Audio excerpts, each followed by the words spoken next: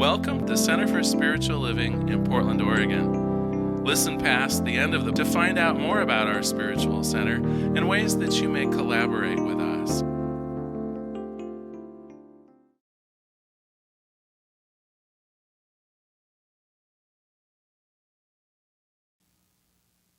Good morning, everyone. We've rebooted our router, and I think we're ready to go. Welcome to the Portland Center for Spiritual Living, and happy Easter, everyone. I'm Reverend Larry King. I'm the senior minister here. And I'd just like to invite you to relax and enjoy our Easter service. I do have a few announcements for you. First of all, Sunday services will be on Facebook Live, routers and internet willing. So on Sundays at 11 o'clock, find us on Facebook Live. And Wednesday meditations we're doing on Zoom. So if you have your Wednesdays free at 7 p.m., please join us for an hour of meditation and readings. You'll find the information for both our Sunday service and our Wednesday meditations online at cslportland.org. So today, I'd like to start out with a meditation. For those of you who have been here in person before, you'll know that our 9 a.m. service features a meditation. And I thought I might treat you to one of my favorite meditations, this one by Jack Kornfield in the Buddhist tradition. So this meditation uses words, images, and feelings to invoke loving kindness and friendliness, both to yourselves and others. With each repetition of the phrases, we're expressing an intention and a planting of the seeds of loving wishes over and over in our hearts and in our minds. And with a loving heart as the background, all that we attempt, all that we encounter will open and flow easily. So I invite you to just sit comfortably, let your body rest, be relaxed. Let your heart and your muscles be soft.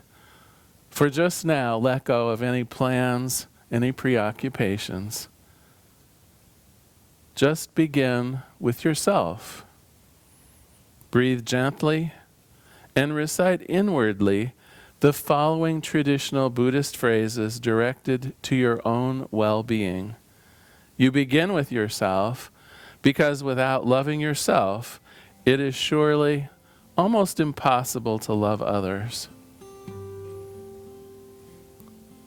May I be filled with loving kindness. May I be safe from inner and outer dangers.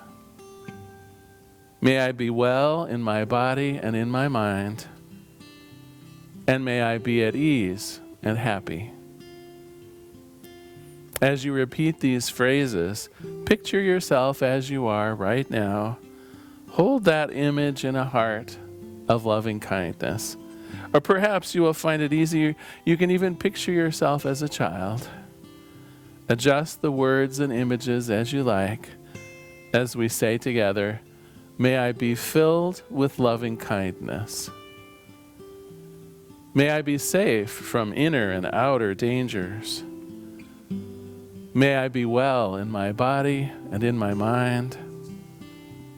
May I be at ease and happy. Now be aware that this meditation, it might feel mechanical at times or awkward. It can also bring up feelings contrary to loving kindness.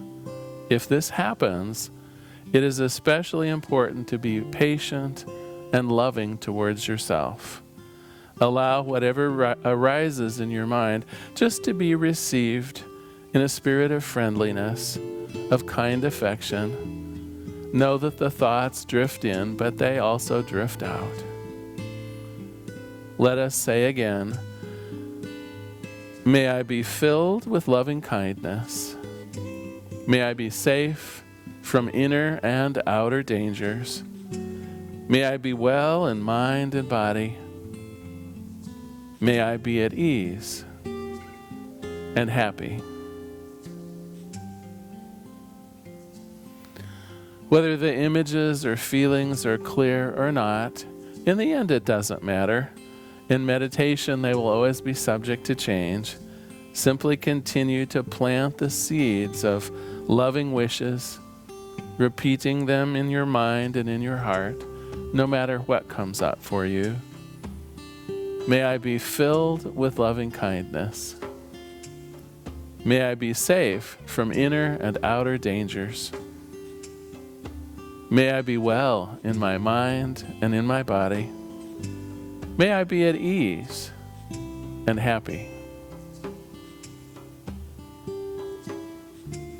When you feel you have established a stronger sense of loving kindness towards yourself, now it's time to begin including others.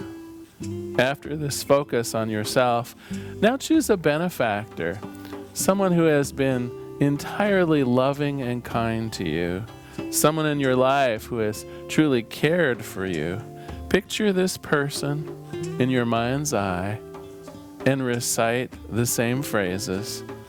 May you be filled with loving kindness. May you be safe from inner and outer dangers.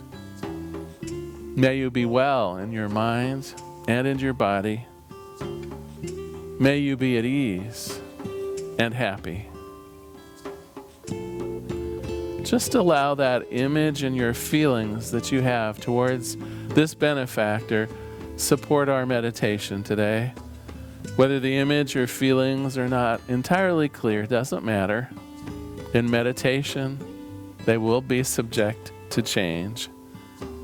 Just continue to plant the seeds of loving wishes, repeating the phrase gently, no matter what arises.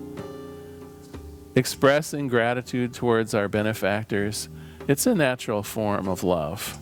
In fact, some people find loving kindness for themselves so hard that they begin their practice with a benefactor. This, too, is fine. The rule in loving kindness practice is to follow the way that most easily opens your heart. Let us bless our benefactor again. Picture him or her in our mind. May you be filled with loving kindness. May you be safe from inner and outer dangers.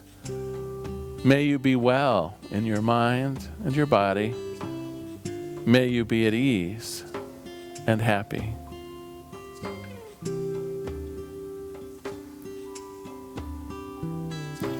When you feel you've established a stronger sense of loving kindness for a benefactor, let us now expand this meditation to include friends, family, and neighbors. Think of these people inwardly and recite the same phrases.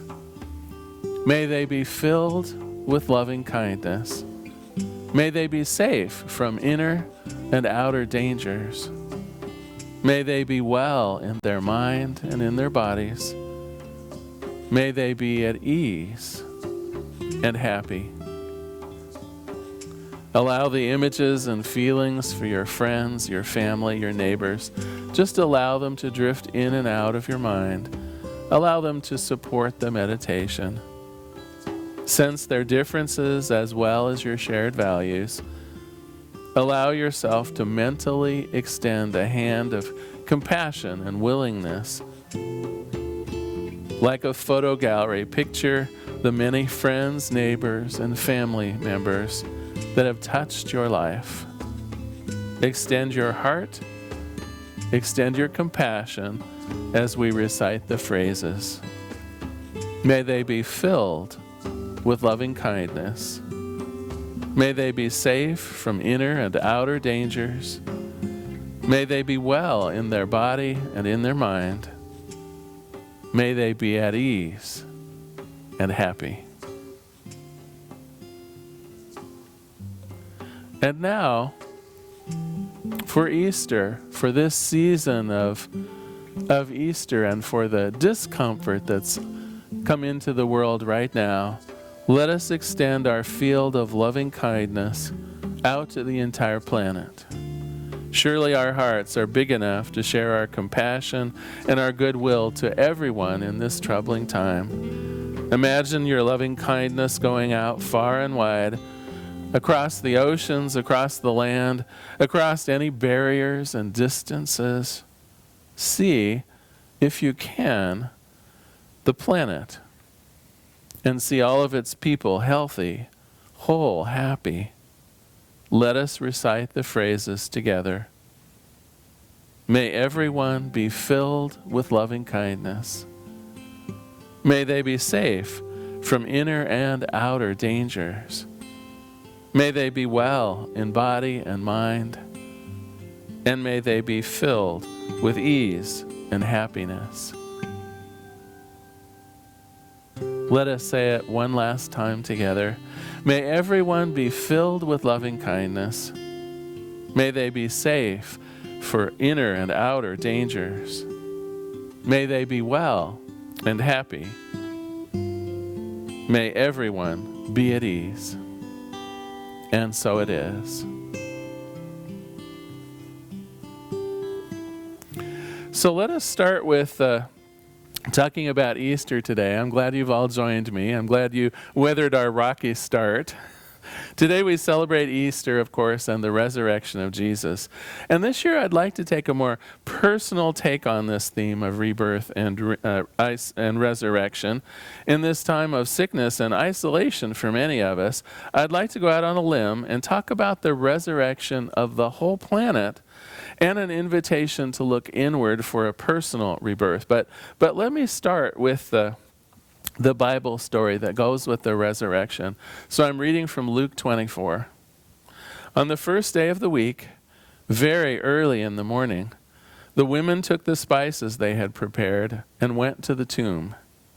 They found the stone rolled away from the tomb, but when they entered, they did not find the body of Jesus. While they were wondering about this, suddenly two men in clothes that gleamed like lightning stood beside them. In their fright, the women bowed down with their heads and faces to the ground. But the men said to them, "Why do you look for the living among the dead? He is not here. He has risen. Remember how he told you while he was still with you in Galilee that the Son of Men must be delivered into the hands of sinful ones, be crucified, and then on the third day be raised again?" And then they did remember the words. Well, when they came back from the tomb, they told all these things to the 11 and to all the others. It was Mary Magdalene, Joanna, Mary, the mother of James, and the others with them who told this to the apostles. But they did not believe the women, because their words seemed to them like nonsense. So I think for many of us today, we're in that position of wanting things to be back the way they were. We're in a position of wishing we could roll back the clock into a semblance of everyday, ordinary life. I think we're called upon to wish that things could be different than they are right now, and think back to a few months ago in our lives then, and even desire to move back in time, or maybe to skip forward into a time that looks like a time from the past. But the thing about resurrection is that it is never going to be the same as the life was in the past. And I want to talk about resurrection in two forms today. First, the resurrection of the planet. Like Jesus, the earth has been delivered into the hands of foolish men. Its waters have been polluted, its skies have been darkened with smog, its animal life has been devastated, its resources plundered. With global warming, it may indeed about to be sacrificed simply for the convenience and the ignorance of humankind. And now a virus has come along to remind us and mankind that the earth has its own reset mechanisms. While we shelter at home, the air and the water are clearing. Some cities have seen clear blue skies again for the first time in over 20 years. And a national satellite imaging shows a remarkable drop in pollutants by as much as 30%. CO2 emissions, now that we're all sheltering in place, CO2 emissions are also down to levels that scientists would say would cure global warming if we kept it up. Without some of our factories running at full capacity, water pollution has at least temporarily been lessened. Our impact on the planet itself has been lessened. The earth, nearly strangled, is now in a Sabbath, a holy time of respite. You have to ask, are we human beings going to ignore our chance to help the planet heal? Will we ignore this opportunity for newness that might reverse global warming, might clean up our cities, might aid the planning in rebirth? Or maybe the planet will take care of itself. Maybe it doesn't need to have our help to start a clean slate. Maybe this virus is just one of the ways that the planet will be reborn into wholeness and grace once again. Well, I'd like to think that we have our part in that. I'd like to think that this is a time that we as the human race can begin to learn to treat the planet better, to understand that what we have been doing for so long perhaps can no longer be sustained. And during this reset, during this time of us stepping back and reflecting upon the world, maybe we too can do our part into a rebirth, into a newness of the planet that can be sustained. Well, before we talk about a personal resurrection, I did manage to find a joke for you, an Easter joke. So the Sunday school teacher was working hard to answer all of the kids' questions about Easter. He explained the trouble leading up to Good Friday. He talked about Jesus' death at Calvary. He explained that his body was taken to a tomb where it rested for 3 days, but when it got to the resurrection itself, the kids were having trouble understanding. Little Johnny raised his hand. I don't know exactly, he said, but I do know that if the resurrection lasts for more than 4 hours, you're supposed to call a doctor. So is it time to call the doctor?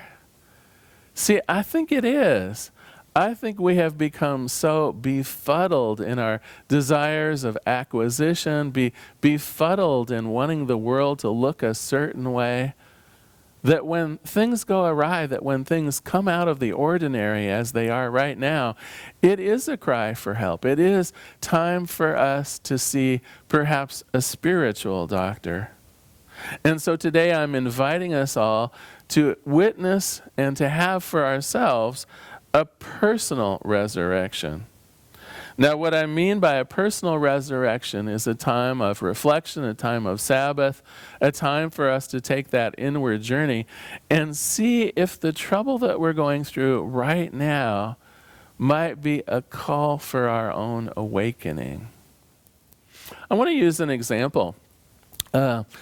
When my mom had been very ill towards the end of her life, we did our best to move her into town close to us so that I could see her every day. And but her care became difficult at one point to where she really couldn't live with us anymore.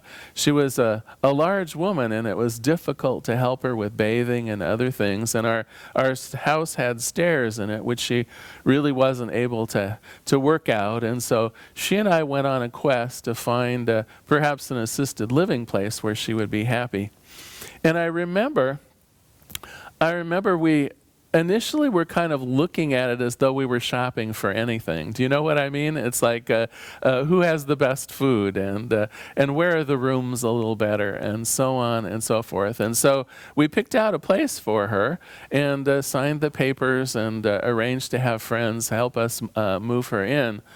But I don't think she really thought about her living there. Up until then, it had been a shopping experience, and suddenly, here she was, living in a place that was unfamiliar. Still close by, of course, to friends and family, but a quite different living situation. She had given up a lot. And it threw her into a bit of a depression. Here, everything was new. Everything that she had lived her life for and in and with was completely topsy-turvy. She had moved up to Portland from living at the beach a few months earlier. Then she had lived with us for a short period of time. So a lot of her stuff was in storage, and because of her tiny new little assisted living apartment, she might never see again. And so she sank into a depression. Everything was different. nothing she could count on. She felt alone and isolated. And I'm guessing that some of you feel that way right now. Well, I got to tell you, I was visiting her every day, and every day it didn't seem to be getting better. I remember getting a call from the assisted living place saying that she had refused some of her meals, which was quite unlike her. And so I could tell that she was depressed. But it was very interesting. One day, I got there, and there was no one in her room. And of course, at first I was like, oh my gosh, what has happened to my mom? And so I went down the hall to where there was a little reception area. And I said, where's my mom? And the woman said, oh, she's down watching a movie. And I went, watching a movie? And so I went downstairs, and the place she was in had a little kind of a home theater situation for the elders to watch old movies. And sure enough, there was my mom. She was watching one of her favorite old movies. I think it had Humphrey Bogart in it and something about a riverboat. And I started to interrupt her, and she said, no, sit down. I'm watching a movie. And it was interesting. It was though on a dime, she realized that a resurrection of her own heart was necessary. She looked at her little place, and I think in her heart of hearts she said, well, am I just gonna die now? Is all the life out of me taken away because I don't have what I used to have, because the world has changed, because my world and my life has changed in a way that perhaps I haven't chosen, that perhaps I don't even like all that well? Or is it a time of rebirth? And I have to tell you, in that one day, it's as though someone turned the light up on my mother again. She started inviting people to her little apartment for bridge. She started going on activities that the assisted living place had arranged for the people who live there. I remember another time I went to visit her, and they said, oh, she's not here. She's down at the beach. We chartered a bus, right? It's as though she decided it was time to live, to look forward to the newness, to take advantage of some of the ideas and opportunities that she had never had before. But you'll notice she did go through something almost like a death, like a reset, like perhaps what some of us are going through right now. And so today, in terms of a personal rebirth, in terms of a personal resurrection, I'm asking you to look not only at what perhaps right now is uncomfortable for you. I know many of you are out of work and at home. I know many of you are sheltering with family and not going out. I know that some of you have to go about your business as though nothing were wrong when things are wrong, when you might be putting yourself in danger by being in a retail store or other things. I know all of us have concerns for our safety and are wondering what is going to happen next. Well, I don't know what's going to happen next, but I do know that it will be new. We will never go back to the way that we were 3 months ago. The world just doesn't work that way. And so I invite us to have an openness in our heart. I invite us to begin seeing the possibilities for a new life. If we are to spend some of the coming months sheltered together, how can I make that part of heaven on earth? How can I begin seeing that as the newness in my life, to be cherished? If perhaps I'm on the front lines and working in a retail store or out in the world where I have to be exposed to more contacts and more people, how do I see that as the opportunity for moving forward? How do I begin embracing the newness in this world, not shutting down, not backing away from it, not being fearful, Now, certainly I'm suggesting we take our cautions, right? We wear our face masks. We do what's necessary in the moment to keep ourselves and our loved ones safe. But at the same time, we need to look towards the future, to the newness, to the resurrection of the planet and the resurrection of our own lives. How is the rest of 2020 going to be different than what we have experienced so far? What opportunities might exist for me in my spiritual development, in my ability to help other people, in what I bring to the planet? And so I'm asking each one of us really to focus in on a resurrection. For those of us who have been sick, this is an opportunity to evaluate what's really important. Like my mother did in the nursing home, she decided it was time to live, that it was time to enjoy herself again, time to make new friends and do new things. For some of us in essential businesses that continue, is this an opportunity to see how we can provide services to the world, maybe through telecommuting? Or if not, how can we continue moving forward while we keep ourselves and our employees safe? For those of us sheltering at home, it's an opportunity to truly see what we can do at home. Maybe it's time to start a new home-based business. Maybe it's time to use our home as a true sanctuary and make improvements to it. But even more personally, I think this particular time in history with all of us, it's the wake-up call. Have we been doing what we should be doing? There's no perhaps turning back, but what might we do in this time of newness to move us forward? Is there some new career that I'd like to pursue? Is there some new way of doing my old activities from home? Is there a way that I can express myself fully in the world that uses less of the natural resources and involves me traveling around less? Is there a way of expressing myself fully that does leave a small footprint on the planet rather than a large one? Well, to summarize, Easter is all about making things new. All things new. It's about the resurrection of the planet. It's about the resurrection of ourselves. During this planetary reset, what can we do to make the new normal full of possibilities, full of brightness, full of lightness? How can we turn this crisis truly into a splendid opportunity for ourselves, for our family, for our communities, and for the planet? Well, I don't know whether I've ever assigned homework on Easter before, but here goes. I hope you're willing. Think of ways that the pandemic has changed your life. Then, see if you can visualize these changes leading to something positive. So think of ways that the pandemic has changed your life, your personal life, and then see if you can visualize that these changes are leading to something positive. Can you see a resurrection of the planet? Can you see your own self bathed in newness?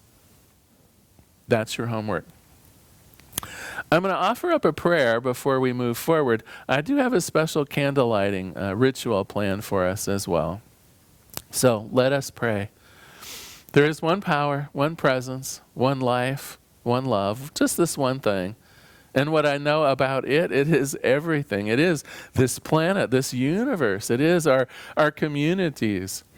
It is moving through our friends and family and through us as individuals. God is everywhere present. And because of this, I know that the light and life of possibilities is blossoming within my own heart. I know that as I look around me, I don't see that the light is somehow being dimmed. It's actually becoming brighter. The potential for my life is truly unlimited. And as I look around and see that things are different, that newness calls to me. That newness reminds me that in order for things to get better, they always have to change. That in order for things to become excellent, they have to move beyond where they are right now. And that in order for the world to be reborn, there is a piece in all of us that must pass away. And so for myself, for everyone that can hear my voice today, I offer that blessing of newness. I see the possibilities ahead that come from this time of trouble. And so I'm grateful for this awareness, grateful to embrace newness in my own life, grateful for the possibilities ahead. And in gratitude, I release this prayer into the activity, into that action of the law that always says yes. Yes, my beloved, yes. And together we say, and so it is. Well, now is our time of conscious giving. I just want to remind you all that you can donate online at cslportland.org. Really, any of the pages on our website has a link to donate. Just look at the bottom of any of the pages on our website, and you can donate to us. Of course, we hope to have the building open again sometime in the future, and in order to keep the building here, our mortgage payments go on and so forth. So if it's in your heart to donate to us, I would certainly appreciate it. Well, I'd like to close today with something a little different. I have in mind a candlelighting service for us, something to anchor in that idea of newness in our lives. And so if you will, just follow along with me. There's going to be a place for your participation at the end. So first of all, I light the first candle as a symbol for unity. I know and claim that all of humanity, we all are unified. Unified in keeping each other safe, vibrant, well. Unified in making this planet a more peaceful, a more joyous place. I know that in complete unity, our friends, families, and neighbors can always be close to us. Never will we be separate. Our people are always present, always connected, despite distance or circumstances. We simply are one.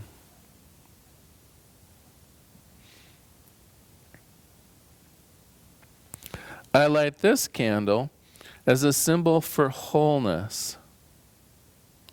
I know and claim that we were created in the image and in the likeness of Spirit itself, and that Spirit is completely whole. As God is perfect, so are we, as the human race and as its individual members. Each of us is made in the perfect image of Spirit. Each of us healthy and free. Anything unlike perfect health may be discarded right now. All of us restored and reborn on this Easter Sunday in wholeness. We are whole.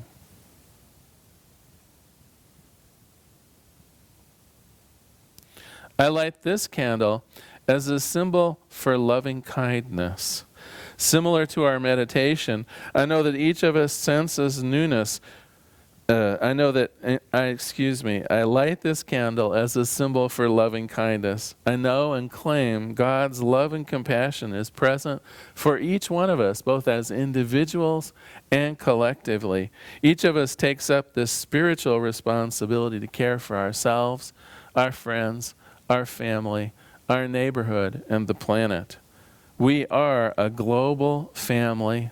We are in the midst of love.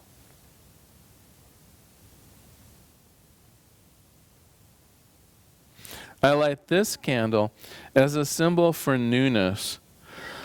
I know that each of us senses newness pressing into our lives right now. Each of us can feel the planet being resurrected in newness. And each of us may feel uncomfortable about this. It may feel dangerous or even frightening, but change and newness are constant. They cannot be avoided. This final candle is a reminder that the resurrection of the planet and our own rebirth invites us to leave behind the parts of our existence that no longer serve us. Without newness, improvements can never be made. Without newness, we will never achieve the dreams of our heart. As I light this candle, each of us may contemplate it as a symbol of welcome change. We are raised from the ashes.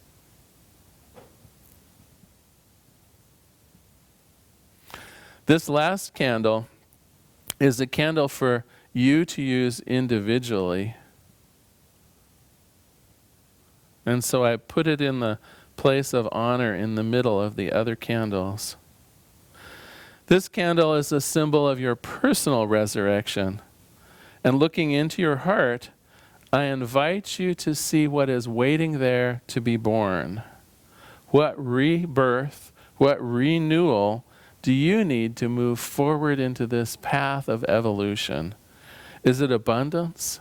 Is it peace? Is it harmony?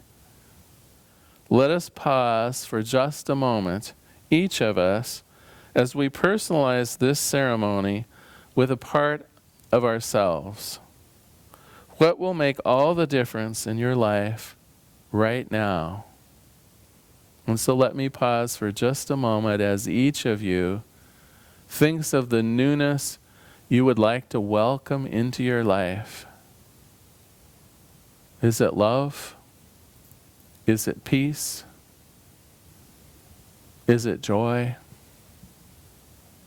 Is it faith? Just allow your higher wisdom self to recognize the newness for you in this year that is going to make all the difference.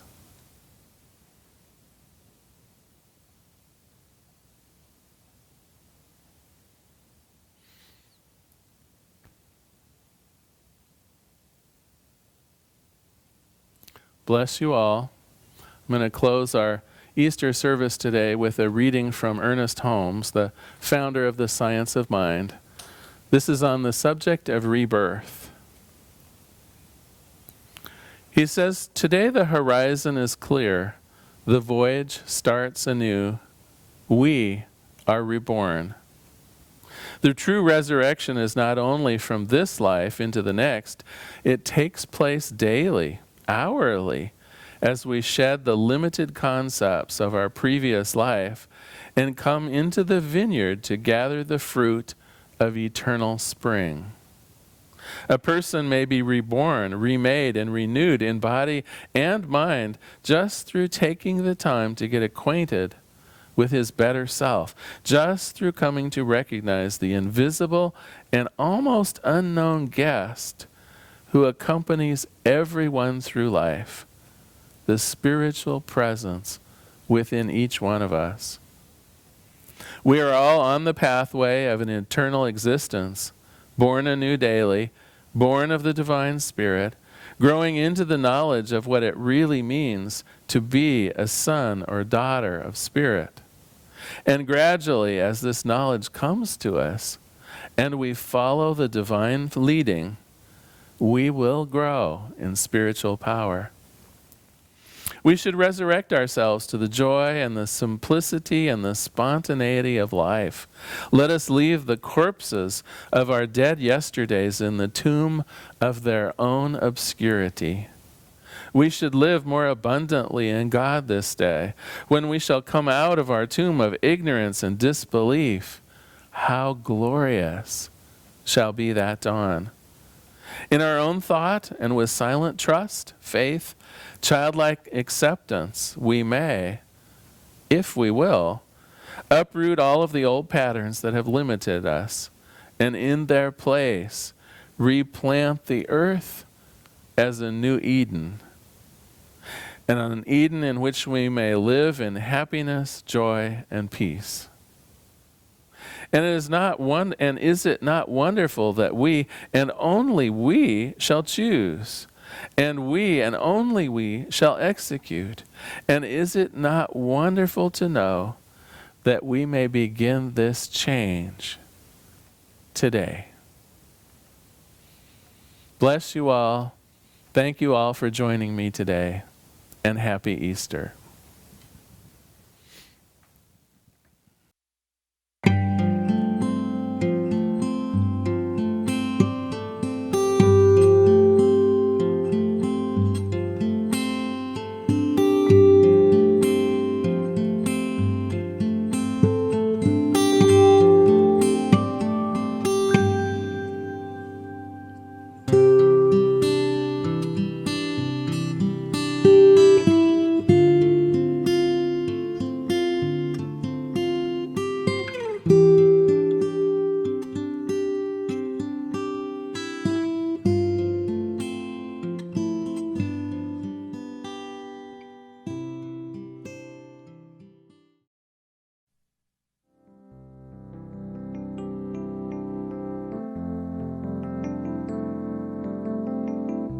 If you happen to be in the Portland, Oregon area, we'd love to have you visit in person. The Portland Center for Spiritual Living is located at 6211 Northeast Martin Luther King Jr. Boulevard.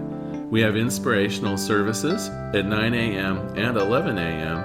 every Sunday. We also have many programs, classes, and workshops developed just for our online audience. To find out more, go to our website at cslportland.org and look under the Online tab. We have a variety of content dedicated specifically for our online listeners.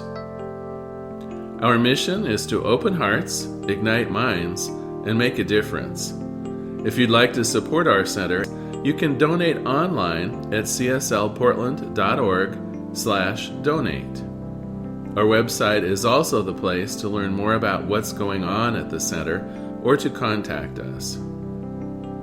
Allow us to become part of your extended spiritual community. Wherever you are on your spiritual journey, you are most welcome at the Center for Spiritual Living.